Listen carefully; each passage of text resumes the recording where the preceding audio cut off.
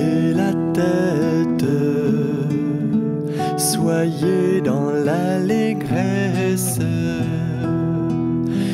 Bonjour à vous, chers et choisis de Jésus.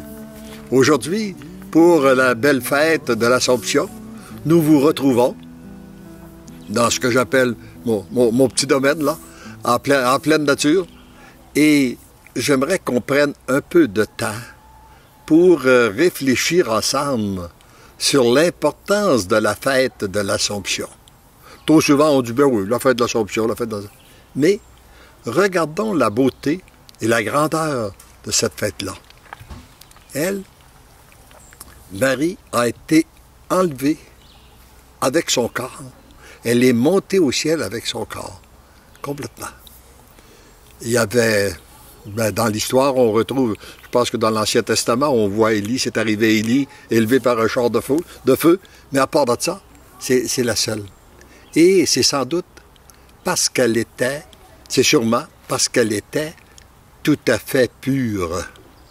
C'est sûr qu'elle n'a pas passé par le purgatoire, elle pouvait aller directement au ciel. Et la mission qu'elle a eue sur cette terre est d'une grandeur extraordinaire. C'est elle qui a eu la plus belle, la plus grande, la plus importante des missions de donner Jésus au monde. Et elle nous dit, dans un des livres, pour le bonheur des biens, j'ai choisi Jésus, elle nous dit, votre mission, elle est très près de la mienne. C'est surprenant de voir une mission aussi belle et aussi grande et de constater que nous, pauvres pécheurs que nous sommes, notre mission, elle est très près de la sienne. Puis regardons ce qu'il y a de près. C'est que la Vierge Marie a accueilli Jésus dans son sein pour le donner au monde. Et nous, en tant que baptisés, nous devons accueillir Jésus en nous pour le donner au monde. C'est très près, hein? Et les deux missions commencent par un oui. Pour elle, pour que Jésus puisse accueillir Jésus, elle a dit oui, sans comprendre, sans savoir ce qui l'attendait. Et nous, pour accueillir Jésus pleinement en nous, il s'agit de dire oui, sans comprendre, sans savoir ce qui nous attend. Et c'est comme ça, d'ailleurs, qu'est née la mission des choisis de Jésus, par un oui. Elle m'a demandé un oui. Et on regarde, si on regarde qu'est-ce qui se passe à travers le monde, les personnes qui ont changé, qui apportent un véritable changement au monde, qu'on pense à un Jean-Paul II, un Benoît XVI, un François, une Mère Teresa et tout ça, c'est leur oui qu'ils ont donné et associé afin que leur volonté soit inclue dans la volonté de Dieu. Que ce soit d'abord la volonté de Dieu qui passe à travers eux pour rejoindre le monde. Et c'est de cette façon-là que va se construire un monde nouveau. Beaucoup de gens cherchent par différents moyens d'agir, d'action, de savoir, etc., comment arriver à bâtir un monde nouveau, puis on voit que ça produit peu de choses. Alors qu'un simple oui de Maman Marie a changé la face du monde depuis 2000 ans, et ça continue continuellement à changer la face du monde pour ceux et celles qui donnent leur oui au Seigneur. Alors c'est une grâce particulière, et c'est sûrement qu'aujourd'hui, à l'occasion de la fête de l'Assomption, de cette grande fête de la Vierge Marie, il y a plusieurs personnes, il y a beaucoup de gens à travers le monde qui vont donner leur oui. Et parce qu'ils vont donner leur oui, ça va avoir de l'influence sur d'autres. Ça contribue à construire un monde nouveau. Et là, j'aimerais vous prendre la pensée de ce jour en vous disant la pensée de ce jour qui dit « Mon enfant, si tu savais combien tu as aimé et ce que produit l'amour en toi, tu n'aurais qu'un seul et unique désir, celui de devenir de plus en plus petit pour que l'amour occupe toute la place. » Voyez-vous, c'est qu'un petit, il reçoit beaucoup d'amour. C'est facile de donner de l'amour. On a des arrière-petits-enfants qui viennent de naître, là. C'est facile de leur donner de l'amour. On les prend dans nos bras. Tout le monde aime les prendre, les cajoler. Quand ils deviennent un peu plus grands, c'est un petit peu plus difficile. Puis quand ils deviennent à l'adolescent, ben parfois on ne peut pas les approcher. Et c'est un peu la même chose. Nous, Jésus a dit, si vous ne redevenez pas comme des petits enfants, vous n'entrerez pas dans le royaume des cieux. Et un petit enfant, il fait tout simplement se laisser inonder de l'amour. Et nous, Dieu veut déverser son amour, mais comme il respecte toujours notre liberté, il attend que nous lui donnons notre oui pour se laisser imbiber de son amour. Et là, ce matin, comme vous pouvez le voir, je suis accompagné de Marc, qu'on a eu avec qui on a fait plusieurs Facebook. Moi, je l'avais baptisé le chercheur de Dieu. Alors, on pourrait peut-être l'interroger tout à l'heure pour savoir qu'est-ce qu'il a découvert dans sa recherche de Dieu, parce qu'il a sûrement continué à chercher. Je l'inviterai à commencer en nous donnant l'agir de Dieu, parce qu'à tous les jours, en même temps que nous publions la pensée du jour, nous publions l'agir de Dieu, un témoignage, une personne. Et je trouve que c'est tellement dans le même sens de l'amour qui rejoint la grande fête que nous célébrons aujourd'hui. Alors, je demanderais de lire Puis vous savez, M. Lachance, l'Assomption, moi je me souviens quand on a habité pendant 2 étés en Europe, et c'est une fête qui en Europe, et là je parle particulièrement aux gens qui nous écoutent de ce beau continent-là, qui est un congé férié, si je ne m'abuse, dans plusieurs pays là-bas. Donc c'est encore très célébré. Oui. Alors, je conserve des bons souvenirs, puis c'est une belle journée du mois d'août en plus. Donc écoutez, on joint le plaisir à l'agréable. D'ailleurs, j'ai passé plusieurs fois la fête de l'Assomption en France durant cette période, principalement à Roquestello, là, okay. Près de à Sainte-Baume, oui. D'en haut de Marseille. Là. J'ai fait plusieurs années, j'étais là à cette occasion de cette fête. Plusieurs pèlerinages que vous avez fait là-bas. C'est-à-dire, j'étais là, moi, dans le but de donner des conférences et puis tout ça, mais il y avait une belle journée d'organiser en l'honneur de la Vierge Marie. Alors, on a une pensée spéciale pour nos amis européens aujourd'hui. Considérez-vous salués. Alors, l'agir de Dieu aujourd'hui, trouver l'amour et le donner. Je suis toujours émerveillé par ce message. Nous avons été créés par un cri d'amour du Père. Et nous en avons gardé la mémoire. Les plans de Dieu et sa largesse nous dépassent vraiment. Je rends grâce pour le désir que nous avons en nous de trouver l'amour et de le donner. Même si nous avons beaucoup de mal à revenir fréquemment pour chaque événement à la source de l'amour, mais nous savons qu'elle existe et nous pouvons y puiser. Quel réconfort dans nos épreuves et nos manquements. Merci pour votre dévouement afin que nous puissions bénéficier, grâce à Internet, des pensées quotidiennes. Puisque l'amour nous aime, nous devenons l'amour. En voiture, c'est que ça rejoint un des textes qu'on retrouve dans les livres pour le bonheur des biens, bien choisi Jésus. Alors, il semble bien qu'au moment de notre conception, nous avons goûté à cet amour de Dieu-là. Tout le monde. Tous. Nous avons tous goûté, et c'est ce que nous cherchons tout au cours de notre vie. Tous les gens ont tous un besoin particulier, celui de l'amour, celui d'aimer puis de se sentir aimé. Naturellement, malheureusement, il y a beaucoup de gens dans le monde que l'on vit qui ne le cherchent pas au bon endroit. T'sais, quand on ne se branche pas sur la source de l'amour et qu'on cherche ailleurs, on rencontre souvent des déceptions. On est trop souvent branché sur la technologie. Et là, on va revenir un petit peu à toi, Mac. As-tu une recherche? As-tu trouvé quelque chose? As-tu découvert quelque chose que tu aimerais nous partager? Est-ce que j'ai une recherche? On va en parler pendant 3 jours, si vous voulez. Il y en a plusieurs. Mais moi, je ne veux pas dire le mot accrocher, parce que accrocher, c'est péjoratif, mais je retiens 2 choses.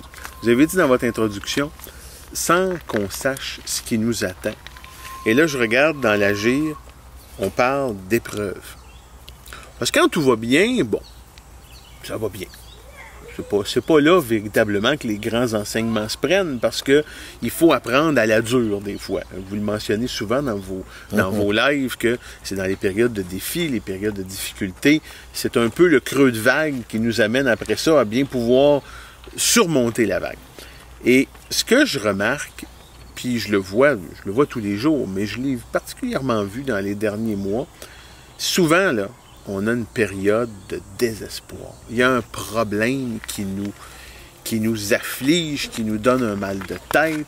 Et là, on devient omnubilé. Là, vous le disiez tantôt, hein, on cherche à organiser, on veut courir un peu comme comme des poules pas de tête, là. Et souvent, après ça, on se rend compte que la solution n'est pas là.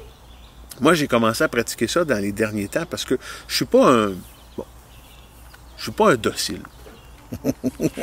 J'ai pas un caractère docile. Mais t'as de l'air docile. Moi, je trouve. Moi, quand je te rencontre, je trouve que t'as de l'air docile. Fiez-vous pas aux apparences. C'est parce que je te rencontre peut-être des bons moments. Oui, c'est peut-être... on va demander ça à Audrey. Parce que vous me l'inspirez, la docilité. Mais je suis quelqu'un que lorsqu'il y a une épreuve, lorsqu'il y a un défi, une problématique, il faut que je le règle.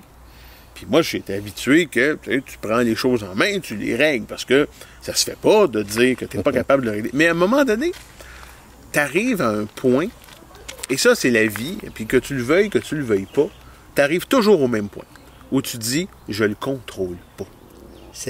Et c'est une grande sagesse, et c'est une demande qu'on doit faire à Dieu continuellement, de nous donner le discernement pour savoir ce qu'on peut contrôler, la partie qui nous appartient, puis la partie qui ne nous appartient pas. Il y a un bout dans la vie que, oui, on doit faire des choses. Il y a quelque chose qui nous appartient, on doit s'assumer, on doit... bon. Mais il y a une partie, comme tu dis, qu'on ne peut pas contrôler. Très souvent. Alors, puis la part qu'on ne peut pas contrôler est beaucoup plus grande que celle qu'on peut contrôler. Et si on met notre énergie à vouloir contrôler ce qu'on ne peut pas contrôler, ou à se laisser défaire parce qu'on n'arrive pas à devenir malheureux, ça nous empêche d'accomplir ce pourquoi on a été créé, le petit bout qu'on est capable. Oui, puis très souvent, ce que je remarque, c'est que lorsqu'on... C'est au moment...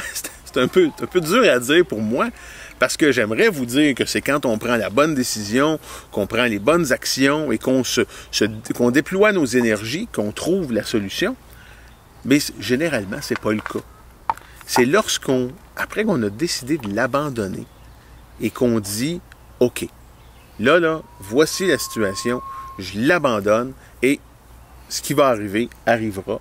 Et généralement, ça arrive toujours pour la bonne chose, le bon résultat se produit, parce que vous, bon, je vous dis que je suis pas docile, mais c'est la vérité, il faut être humble là-dedans. Mais une des questions que j'ai tout le temps par rapport à vous, c'est que vous avez un parcours fascinant et ça n'a pas toujours dû être facile pour vous. Parce que vous êtes un homme d'affaires, vous êtes quelqu'un qui aimait organiser des choses, puis vous êtes un entrepreneur, donc à quelque part, vous avez une volonté bien trempée. Ça n'a pas toujours dû être facile pour vous. Puis, je sais qu'il y a plusieurs personnes qui nous regardent, qui ont des défis, qui ont des problématiques, qui ont des obstacles. Puis, j'aimerais ça vous entendre sur quand ça a été des moments qui ont été plus difficiles pour vous de l'abandonner, parce que c'est souvent ça qui est plus difficile. C'est pas de régler le problème, c'est de l'abandonner. Ouais. En fait, c'est que je pense que les moments les plus difficiles, il y a une seule solution, je dirais, c'est la grâce de l'humilité, pour être capable de découvrir. Et beaucoup de nos souffrances sont occasionnées par notre orgueil. Hein? Je pense, par exemple, c'est sûr que comme tout le monde, j'ai vécu certaines souffrances, des difficultés. Je pense à une épreuve sur le plan de la carrière que j'avais trouvé très, très difficile à vivre pendant une fin de semaine, alors que j'étais gérant pour une compagnie d'assurance, 30 ans, c'est 4 ans. Puis j'avais fait un succès comme vendeur, j'avais fait un succès comme gérant, puis je me retrouve pas de job. Je perds mon emploi. Et là, je me voyais aussi, on avait une association, des confrères courtiers, des confrères gérants et tout ça, là, puis là, moi, je me retrouvais. Bon, parce que la compagnie devenait en difficulté sur le plan financier. C'était pour moi un véritable moment de souffrance. Mais tout à coup, j'ai réalisé, qu'est-ce qui me faisait le plus souffrir? Est-ce que c'était parce que je n'avais pas d'emploi? Non, j'avais des réserves, j'étais capable de manger. La famille avait ce qu'il fallait pour manger. Pourquoi que ça me faisait autant souffrir? C'était mon orgueil. Oui. Oui. C'était bien plus mon orgueil de perdre mon emploi puis de dire que je perds mon emploi alors que je pensais que j'étais quelqu'un qui accomplissait bien son travail. C'est ça qui m'a fait beaucoup plus mal. Et là, j'avais une pensée qui m'avait été donné par les livres de Dale Carnegie, Comment se faire des amis, ou Triompher de vos civis que diable, je pense, dans cette partie-là, où il disait « Sachez profiter d'une situation difficile pour améliorer votre sort. » Sachez profiter d'une situation difficile pour améliorer votre sort. Alors moi, à partir de ce moment-là, j'ai médité ça, et je me suis dit, bon, qu'est-ce que j'aime? Ça va faire un petit bilan, ça va me permettre de faire un petit bilan dans ma vie, me faire un arrêt. Qu'est-ce que j'aime? Qu'est-ce que j'aime pas? Etc., etc. Et là, c'est à partir de ce moment-là que j'ai parti mon propre bureau d'assurance. Pour moi, ça a été la plus belle chose de ma vie, hein? Qui est née d'une période, mais il a fallu que je passe par l'humilité pour accueillir la situation, pour après ça commencer à construire. Parce que si j'avais resté avec ma blessure, tourner ma blessure, etc., etc., puis même, il n'y a pas si longtemps que ça, d'ailleurs, vous le trouvez dans le premier volume, quand je crie au Seigneur de me libérer des affaires pour être capable d'œuvrer à faire quelque chose d'autre que de faire des affaires, bon. Et puis, je suis pas capable. Je suis pas capable de vendre, mes affaires ne se vendent pas, puis ça marche pas. Je me sens pogné, puis j'ai l'impression que je travaille, puis j'ai l'impression que je suis un peu comme une auto, là, tu sais, quand t'es pris dans la boue, puis plus tu pèses sur le gaz, plus tu t'enfles. Ça spine. Plus tu spines, plus tu te creuses. Mais par contre, ça a été la plus belle chose de ce qui m'est arrivé. Alors, ces belles choses-là, mais par contre, pour les découvrir, il faut les accueillir. Il faut commencer par les accueillir. Et pour ce qui est de la relation à Dieu, j'ai justement donné mon témoignage en fin de semaine à un petit groupe à Sherbrooke là, qui m'ont demandé pour aller. Ça m'a permis de réfléchir et je me disais, ouais, j'ai entendu beaucoup de témoignages des gens dire, c'est dans prison, par exemple, que j'ai découvert le Seigneur. C'est quand j'étais dans la dèche qu'il n'y avait plus rien, etc., que j'ai découvert le Seigneur. Puis moi, c'est pas ça, du tout, c'est le contraire. Puis là, je me suis dit, qu'est-ce qui fait qu'on découvre le Seigneur? C'est quand on lui donne notre oui, qu'on lui permet d'agir en nous. Alors, il y en a qu'il faut qu'ils attendent d'être dans la dèche, dans la grande misère, qui sont complètement épuisés, qui sont rendus au bout. Puis il y en a d'autres qui le donnent facilement. Moi, j'ai eu la grâce de ne pas attendre d'être dans la dèche. Alors, et si, c'est sûr que quand je regarde, oui, j'ai eu une belle vie.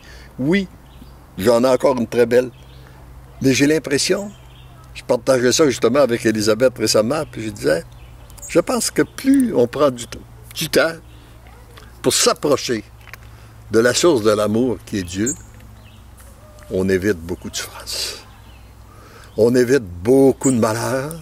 Et puis si toutefois il y en a quelques-uns qu'on a, on les voit pas de la même façon, on les prend pas ça n'a pas la même incidence sur nous.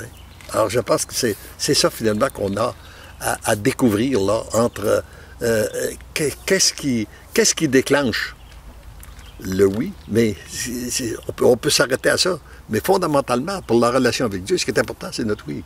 Que tu sois que tu sois dans la dèche, que tu sois dans les honneurs, que tu sois... Donne ton oui. Unis-toi à Dieu. Puis ça va changer. Tout de suite, les choses vont changer. Ouais.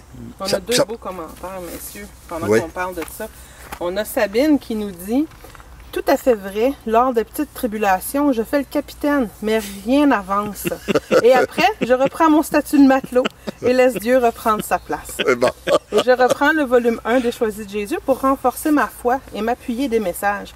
Et après, ça va beaucoup mieux. Parce que l'amour même, je deviens l'amour. Okay. Et on a également Rosanne, qui, elle, vit un moment un peu plus difficile, qui nous dit « L'épreuve nous tombe dessus au moment où on s'y attend le moins. Et c'est ce que je vis en ce moment. Je me demande pourquoi, après tant d'années, des choses incompréhensibles arrivent dans mon couple. » Et j'aimerais ajouter, en entendant le pourquoi, j'aimerais ajouter et dire à tous ceux et celles qui m'écoutent, là, moi, j'ai posé beaucoup de pourquoi au Seigneur. Pourquoi que ça m'arrive, ça? Puis, tout à coup, j'ai réalisé que dans mon pourquoi, il y avait un petit reproche que je faisais au Seigneur. Je lui disais, après tout, je Je suis un bon garçon. Je te prie, je fais ci, je fais ça. Pourquoi que ça m'arrive? Et depuis nombre d'années, j'ai décidé de ne pas poser de pourquoi au Seigneur. Je ne veux plus savoir pourquoi. Dès qu'il y a quelque chose qui m'arrive, qui pour moi est moins bon ou peu importe, je retourne vers lui et je lui dis, Seigneur, ouvre mes yeux, ouvre mes oreilles, ouvre mon cœur, ouvre mon esprit, ouvre mon intelligence. Fais en sorte que je puisse bénéficier de qu'est-ce que tu veux m'enseigner à travers cet événement-là que je ne comprends pas. Parce que, à travers chacune des choses que nous vivons, le Seigneur veut nous enseigner quelque chose. Il y a quelque chose de plus grand qu'on doit découvrir. Alors, Seigneur, ouvre mes yeux pour que je puisse en bénéficier le plus rapidement. Pas besoin de comprendre. Le petit enfant, pour accueillir l'amour, là, il n'y a pas besoin de comprendre. Il ne comprend rien, de toute façon. Puis c'est là qu'il est inondé de l'amour. Nous, c'est un peu ça qu'il faut faire aussi. Puis en même temps, se donner, puis là, on a l'avantage, puis c'est important quand c'est trop difficile pour nous, puis des fois que notre orgueil est trop grand, puis tout ça, moi, j'aime bien passer par Maman Marie pour qu'elle intercède pour nous. Puis j'aimerais revenir sur ce point-là, là, de la Vierge Marie, parce que dans son rôle de mère, j'en profite aussi pour corriger ce que j'ai souvent entendu qui me fait mal.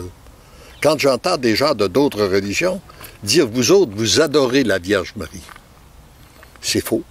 Je n'ai jamais adoré la Vierge Marie, puis j'ai jamais vu rien à l'intérieur de l'Église qui demande d'adorer la Vierge Marie.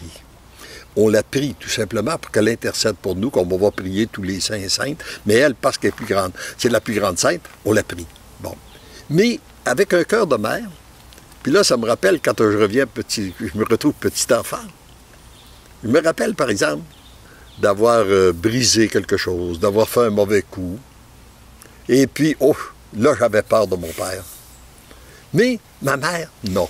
Je pouvais le dire à ma mère. J'allais me jeter dans les bras de ma mère. Hein? Et puis... Vous avez fait des méchants coups, vous. Qui ne l'a pas fait. Et puis, il y a peut-être toi.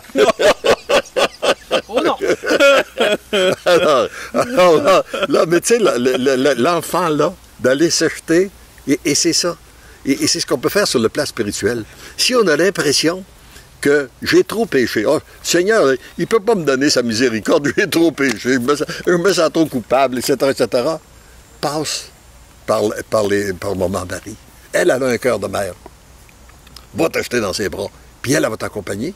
Puis elle va te diriger. Parce que le véritable rôle de la Vierge Marie, c'est de nous accueillir, nous conduire dans le cœur de Jésus, puis le cœur de Jésus nous conduit dans le cœur du Père. On rentre dans le cœur, en pleine étude, dans le vrai plan de l'amour. La Vierge Marie vient simplifier le chemin pour entrer à plein pied dans l'amour. Ben, une mère, c'est toujours plus simple. Moi, je le vois avec les enfants.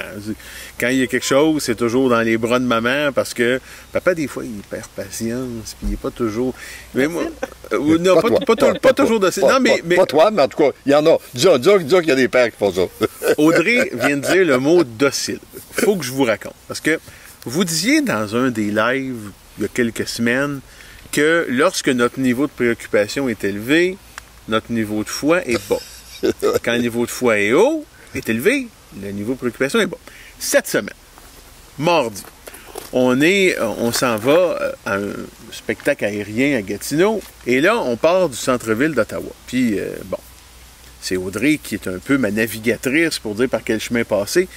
Et là, on n'était pas en retard, mais on n'était pas en avance. Mais il ne fallait pas qu'il y ait de pépins. Alors, elle dit, écoute, il y a un accident sur l'autoroute principale pour aller à l'aéroport. Là, je commence à bouillir. Ça commence à monter d'un joug. Mais là, on n'arrive pas. Puis on n'arrive pas. Et moi, ben, je suis un impatient de nature, je suis un impulsif. Alors là, le taux d'adrénaline commence à monter. Puis je dis, pourquoi tu nous fais passer par ici? Puis qu'est-ce que tu as fait? Puis on n'arrivera jamais, puis on va manquer ça. Puis là, la poule, elle perd la tête. Et Audrey conserve généralement toujours son calme et sa patience. un moment donné, elle m'a fermement conseillé, comme le diraient les Français, de la boucler. De manière très polie. Ça veut dire que tu enlèves la pression. Parce qu'à partir du moment où tu commences à t'agiter toi-même, tu augmentes la pression. Ah, absolument. Ah, oui, je le sentais. Mais savez-vous quoi? On est arrivé pile poil pour le début et tout s'est enchaîné. Tout le monde a pu rentrer. Stationnement a été facile. Ça a été là, on aurait pratiquement dit que c'était organisé que le gars des vues. Puis là, à un moment donné, j'ai dit, voyons donc. Ça a été tellement compliqué de m'en venir. J'ai stressé, j'ai paniqué, j'ai chialé, j'ai tempêté. Puis j'arrive. Doucement. Tout est beau. Jésus, quand tu es arrivé, Jésus a dû te dire, comme il avait dit à ses apôtres dans la barque, homme de peu de foi. Ah, voilà. Oui. Pourquoi t'es-tu inquiété? Oui. Pourquoi t'inquiètes-tu? Absolument. On blaguait que les anges gardiens de Marc avaient travaillé très fort Oui. Ah oui. pour qu'ils puissent réussir à arriver là. Ça c'est l'autre partie. Et moi, j'en profite aussi pour dire que moi, j'aime bien passer par la Vierge Marie parce que, en même temps qu'elle est montée au ciel avec son corps, que Jésus lui a donné le rôle d'être notre mère, la mère de tous les enfants de la terre, elle est la reine des anges. Alors les anges, on sait que les anges ont une grande puissance. Alors moi, j'aime passer par elle pour lui demander de donner ordre à mon ange gardien, d'aller rencontrer les autres anges gardiens, des personnes concernées, qui se rencontrent dans l'invisible pour faire l'unité dans les cœurs et les esprits. Essayez ça. Vous serez témoin de merveilles. Qu'est-ce qui se passe là? Et d'autre part, plus on s'approche de Dieu, plus notre véritable famille, c'est la communion des saints et des saintes. Et c'est ce qui nous facilite la tâche. C'est ce qu'on disait tout à l'heure. C'est fait que tout à coup, on se demande, pourquoi celui-là, il a une vie si heureuse? Pourquoi que ça va tous ensemble toujours bien? Ben oui, mais il est branché sur la chose de l'amour. On a une belle occasion ici de faire aller nos anges gardiens, justement. J'ai une pensée particulière pour Jojo Daniel. Merci d'avoir partagé votre histoire. Donc, la personne dit, mon fils a développé un problème de santé mentale en 2004 suite à une consommation excessive. Je cherchais la volonté de Dieu car les médecins nous disaient de ne pas le laisser, d'être toujours là pour lui. On a souffert terriblement. Tout ça pour réaliser cette année que malgré tous nos efforts pour lui, il retombe toujours dans une consommation intense. Alors j'ai dit mon oui à l'abandonner au Seigneur malgré la maladie. On peut le perdre, mais le Seigneur fera ce qu'il faut. Priez pour nous. Merci pour l'enseignement. C'est l'abandon. C'est l'abandon total entre les mains de Dieu. C'est ça, là, c'est être capable de s'abandonner. C'est la grâce qu'on va demander. Et là, je vois que je pense que le temps est à peu près. Pas déjà. Déjà? Oui. Mais je voulais dire... T'as quelque chose que tu voudrais ajouter? Il y a quelque chose qui me brûle. Je remarque, à mesure que j'avance dans la vie, là, puis des fois, on en a des préoccupations. Puis là, on peut sortir le chapelet, là. Vous les connaissez toutes, parce que, comme être humain, vous les avez probablement toutes vécues. Mais ce que je remarque en vieillissant, là, c'est que c'est vrai qu'on n'est jamais abandonné. Il y a toujours un moment. Des fois, là, t'es dans le creux. T'es comme les apôtres dans la barque. Tu dis, Colin, qu'est-ce qui va se passer? Puis tout à coup, tu t'en attends pas. L'éclaircie, le soleil pointe, la mer se calme. C'est ça. C'est quelque chose. C'est ça. Oui. Ça. Alors ça nous permet de voir qu'il y a un grand bout qu'on ne contrôle pas. Et puis, il y avait tout le commentaire, Audrey, là, on peut conclure avec ça. Et puis, on va demander à l'occasion de cette belle fête de l'Assomption des grâces toutes particulières à tous les gens qui nous écoutent, qui vont visionner cette vidéo-là, afin qu'à la suite de l'exemple de Maman Marie, qu'ils puissent donner le oui au Seigneur, afin que l'amour de Dieu puisse les habiter en plénitude, que cet amour puisse passer à travers eux pour rejoindre d'autres personnes. Et ainsi se construit un monde nouveau, une terre nouvelle, et ça nous remplit d'espérance. Et si vous avez des doutes sur ce que je vous dis, allez sur notre site Internet, lisez reprenez conscience de tous les événements. Non seulement on retrouve un enseignement de Jésus sur comment se comporter devant les événements, mais on retrouve on est rendu, je pense, à 3000 témoignages qu'on a reçus qui confirment qu'après avoir donné notre oui, Dieu agit et le monde change. Mais ça commence à changer pour nous d'abord. C'est ça, c'est le premier changement qui doit s'opérer. Et c'est ce qu'on demande à Dieu aujourd'hui par l'intercession de Maman Marie. Et nous nous disons tous ensemble, parce que l'amour nous aime, nous devenons l'amour. Relevez la tête, soyez dans l'allégresse. Bientôt je serai là, divinement je vous